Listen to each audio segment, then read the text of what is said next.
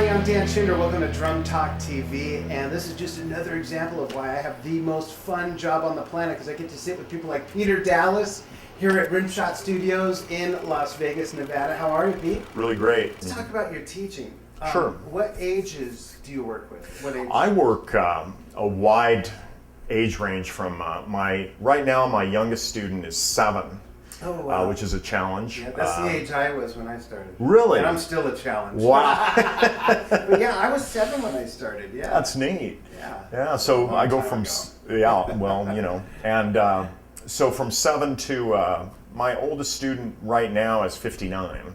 Oh, and wow. so I run the gamut. Wait, is it the same challenge as the 7-year-old and then everyone else? You know, it kind of, no, it's a little bit good point, but no, it's a little bit different. The 59-year-old's been playing for about 22 years. Oh, and, you know, he enjoys drums as a hobby and also plays in some garage bands and goes out and does an occasional gig. So Very I'll help cool. him with songs. And, you know, the other day I was helping him with a Judas Priest song to make it solid. You know, so he could play it really solid That's with the cool. group. And but yeah, teaching runs the gamut, and the kids are fantastic. You know, I do things to keep their attention span, and I don't do you know, when the kids are young, like under 11 or 12, 10, depending upon the student, I try to keep it at a half-hour lesson. Yeah. But yeah, the teaching is going great, and Yeah. yeah, that's going really well. And What's the most identifiable common denominator that defines your approach to teaching drums and your style of teaching? And I know there's differences, like this 7-year-old Sure. and the 59, but what is the thing that is Peter Dallas's teaching style of that you could advise other people who teach or are thinking of getting into teaching? Sure. Well, my common denominator is that I look at each student differently depending upon what they're giving me energy-wise and what they want to accomplish. Right. Now, kids don't always have an idea of what they want to accomplish, but what you want to do is kind of figure out their likes and what will inspire them to play and to enjoy the lesson, right? And to enjoy the process, because you know, and then older students, it's you know, zeroing in on kind of what they need. And I think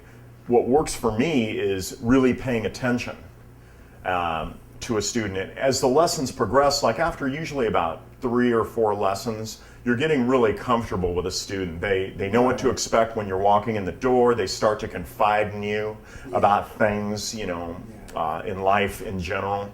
And so I think that one thing that has worked for me and why I've been successful teaching is that I just simply relate to the student, and then I don't lose my patience. I was going to ask. Yeah, because it takes patience. To and be a when teacher. students, when you're showing them a lick or something, or a groove for a tune, and then they go like south on it, sometimes they'll go into another and they'll make a mistake, but it's actually kind of cool. Yeah. And I never say like, you know, well, you know, here's how it goes. I go, well, look, you kind of went south on that, but look, there's a place for that too. Right. And then I'll show that lick that they did. And sometimes in lessons, what I end up doing is veering off to the left or right.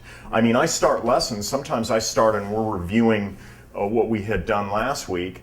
And in reviewing, something will come up and the student will say something and I'll say, well, what about that song? And you know, that Gary Moore song is amazing. You ever heard of Gary Moore and Still Got the Blues? Well, that's amazing. And that relates to, you know, Blueberry Hill, you know, because it's you know, the groove is a slow blues and you know, it's got a shuffle on the hi-hat. And then, you know, so oftentimes what I do is just feel it out as I go. Kind of like we're doing with this interview. Yeah, absolutely. You know?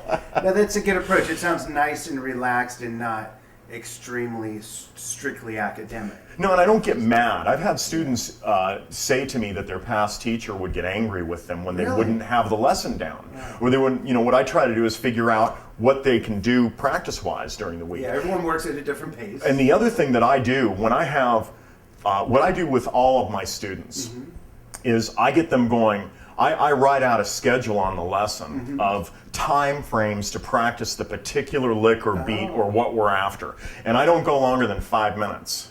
Okay, and what I want is a student to, what I find has been successful, and I learned this at Musicians Institute. Oh, When I went to Musicians Institute in the mid 80s, and I had Ralph Humphrey and Joe Porcaro. I had some fantastic Wow. teachers, and at the time Jeff Berlin was there, and all these people. Really? And I would go to all the classes, even not just drumming classes, Right. but bass and guitar classes, and sit in and listen. Smart, Right? yeah. And so the thing that I learned back then is you can do little amounts per day of a particular lick or something that you're trying to accomplish. And then over a week or two's period of time, you'll have 20 things learned or 40 things that that you're doing well, Right. rather than, a few.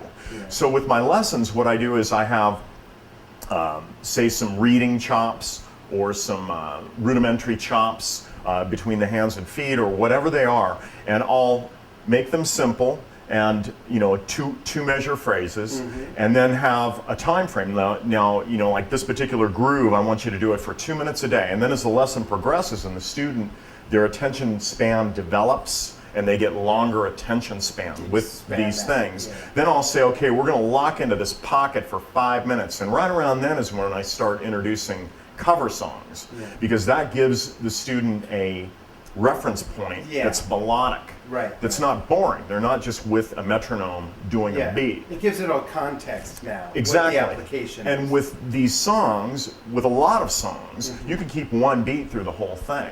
Right. You don't have to do all the fills. Right. Okay, so with the student, I'll get them doing that, and then they get stamina. But I guess the point I was making, I kind of veered off, That's was all right. was amounts of time per day, because everybody's busy, and so maybe 30 minutes after a few months of lessons, a student may be up to an hour a day of practice, and then 1 hour, and then after that, do whatever you want. Yeah. But just get that hour done or get that 30 minutes done. Yeah. So anyway. To get the Yeah. assignment down. Exactly.